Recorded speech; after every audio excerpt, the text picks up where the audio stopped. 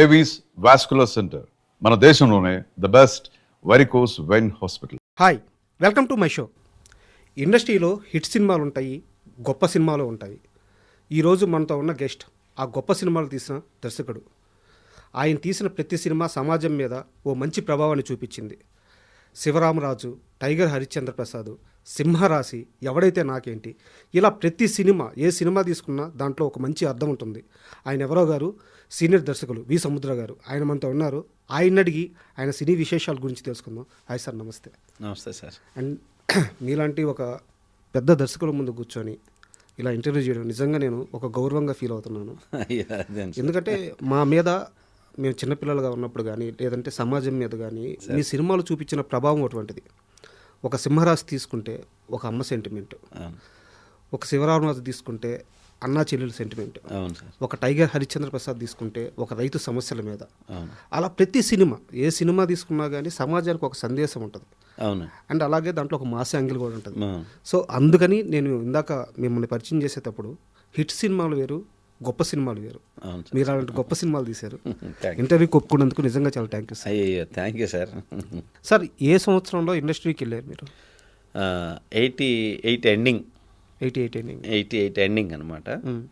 వెళ్ళాను. అప్పుడు ఒక 3 months మాత్రం కొంచెం స్ట్రగుల్ అయ్యాం. నేను, నా బెస్ట్ ఫ్రెండ్ ఉన్నాడు ఏడుకొండలని, ఇద్దరం వెళ్ళాం అనమాట. అక్కడ అట్లాగా వాళ్ళ బాబాయ్ గారు ప్రొడక్షన్లో ఉండేవాళ్ళు. ఆయన పట్టుకొని ఆయన నుంచి అసిస్టెంట్ డైరెక్టర్ జాయిన్ అయ్యి ఏం రత్నం గారి దగ్గర జాయిన్ అయ్యి అనమాట ఫస్ట్. అప్పుడు ఆయన ప్రొడ్యూసర్. అప్పుడు కర్తవ్యం రిలీజ్ అనమాట.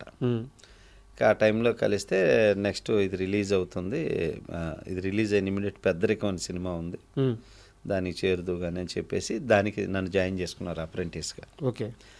అట్లా ఇక ఆ బ్యానర్లో కంటిన్యూగా ఏం రత్నం గారి దగ్గర, మోహన్ గాంధీ గారి దగ్గర ఆశయం, విజయశాంతి వీళ్ళు చేశారు. స్రవంతి రవికిషోర్ గారిది రౌడీ మొగుడని మోహన్ బాబు గారు, విజయశాంతి గారు చేశారు.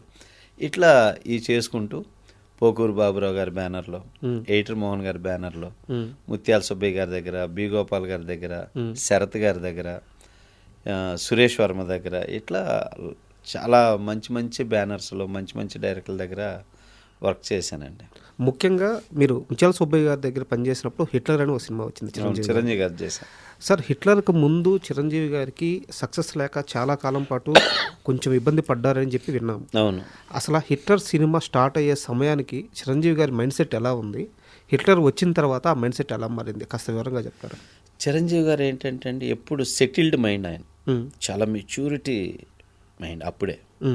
అప్పటికి కంటిన్యూ సక్సెస్ కొట్టి ఫ్లాప్స్ వచ్చేసి ఎలాంటి సినిమా చేయాలి ఇప్పుడు అని గ్యాప్ తీసుకున్నారు చిరంజీవి గారు. ఓకే.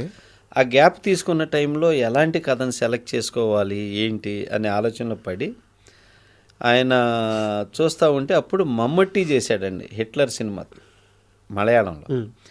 అది చాలా పెద్ద హిట్ అయింది. సో నేను అన్ని మాస్ సినిమాలు చేశాను.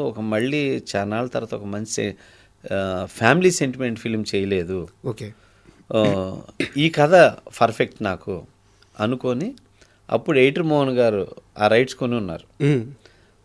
సుబ్బయ్య గారు చేద్దాం అనుకునేసరికి చిరంజీవి గారు కాంపౌండ్ నుంచి వీళ్ళకి కాల్ వచ్చి ఈ సినిమా మాకు ఇంట్రెస్ట్, మనం చేద్దాము అని చెప్పేసి అట్లా హిట్లర్ సినిమా చిరంజీవి గారు వీళ్ళు చేయటం స్టార్ట్ అయింది. ఓకే. కాకపోతే అప్పటి వరకు ఏంటంటే చిరంజీవి గారు ఫుల్ మాస్ రూట్లో వెళ్ళిపోయేవాళ్ళు, ఫుల్ యాక్షన్ వీటిలో. ఫస్ట్ టైం చాలా ఫ్యామిలీ సెంటిమెంట్ ఫిలిం. ఇప్పుడు ఒక టైంలో చేశారు విజేత అని, ఇట్లాంటి సెంటిమెంట్. అవునవును. ఆ తర్వాత గ్యాప్ వచ్చి ఒక స్టార్డమ్ వచ్చినాక ఫ్లాప్ పడేసరికి కొంచెం లేదు, మళ్ళీ రాంగ్ స్టెప్ అవుతున్నాయి, కొంచెం మళ్ళీ కరెక్ట్ కథలను సెలెక్ట్ చేసుకొని వెళ్ళాలని ఆగారు చిరంజీవి. అప్పుడు 1 year దాకా గ్యాప్ వచ్చింది చిరంజీవి గారికి. వచ్చి అప్పుడు ఈ సినిమా సెలెక్ట్ చేసుకొని ఆయన చేసే టైంలో నేను వర్క్ చేయటం, చిరంజీవి గారు అబ్జర్వ్ చేస్తుంటారు అందరిని. చిరంజీవి గారు వచ్చిన యాజ్ సీనియర్ హీరో కదా, ఎవరెవరు ఏం చేస్తున్నారని ఆయన కూర్చొని ఇట్లా కూర్చున్నా అంటే ఎవరేంటని చదివేస్తాడు చిరంజీవి గారు.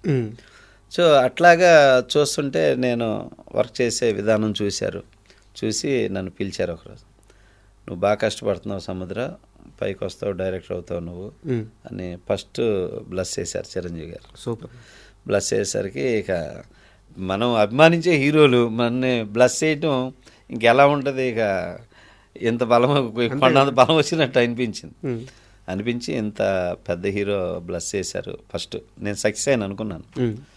అనుకున్నాక కష్టపడి చేస్తూ ఉన్న తర్వాత సముద్ర మంచి స్క్రిప్ట్ చేసుకోమ్మా మనం చేద్దామని చెప్పి చిరంజీవి గారు చెప్పారు. చెప్పాక సినిమా అంతా వర్క్ చేస్తూ ఉన్నాం. ఆయన కూడా అండి చాలా కష్టపడతాడు. ప్రతిదీ అబ్జర్వ్ చేస్తాడు, ప్రొడక్షన్ అబ్జర్వ్ చేస్తాడు, సబ్జెక్ట్ అబ్జర్వ్ చేస్తాడు, డైలాగ్స్ అబ్జర్వ్ చేస్తారు. చాలా ప్రతిదీ ఇన్వాల్వ్మెంట్ ఉంది. ఏదన్నా ఉంటే అలా పట్టేసుకుంటాడు చిరంజీవి గారు, అంత నాలెడ్జ్ ఉంది ఆయనకి. సో అలా చేసి ఆయన ప్రొడక్షన్ కూడా ఏదన్నా అవుట్డోర్ వెళ్ళినప్పుడు, ఇక్కడ అవుట్డోర్ వచ్చి 6:30కి యూనిట్ స్టార్ట్ అయ్యి 7కి షార్ట్ తీయాలండి, మీరు ఎందుకు 8:30, 9 దాకా లేట్ చేస్తున్నారు?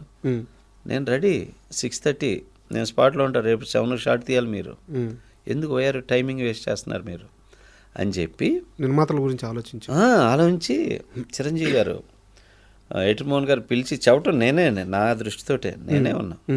చెప్పి నాలాంటి హీరో ఉన్నప్పుడు టయాన్ని వేస్ట్ చేయొద్దండి, చక్కగా చేసుకోండి ప్రొడక్షన్ అని చెప్పి చిరంజీవి గారు చెప్పటం నేను విన్నా.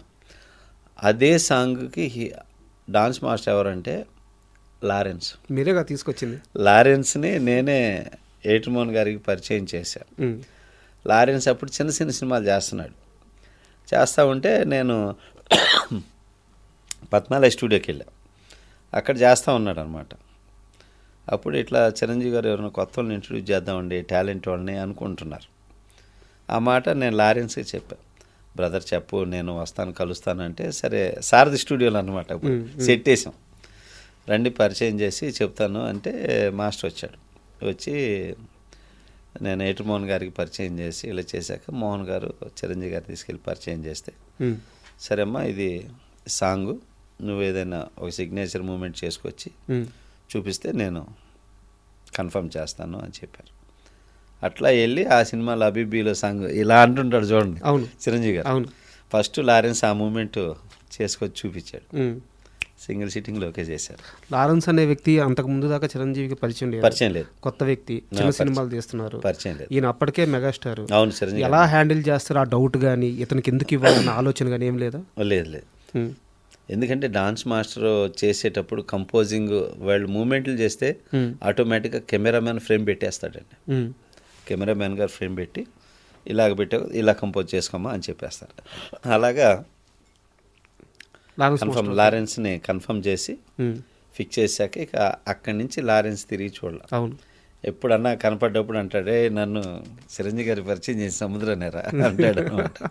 ఇప్పుడు కూడా అంటాడు బాబు. అండ్ మూవీ రిలీజ్ అయినాక సార్, ఇట్లా రిలీజ్ అయిన తర్వాత అంటే మేము చాలా చిన్న వయసు థియేటర్కి వెళ్ళి సినిమా చూస్తుంటే ఆ పాటలో చిన్న రాయి ఉంటుంది, ఆ పరిగెత్తుకుంటా వాళ్ళ చెల్లెలు ఏడుస్తుందని చెప్పి పరిగెత్తుకుంటా సార్ కాలుకి దెబ్బ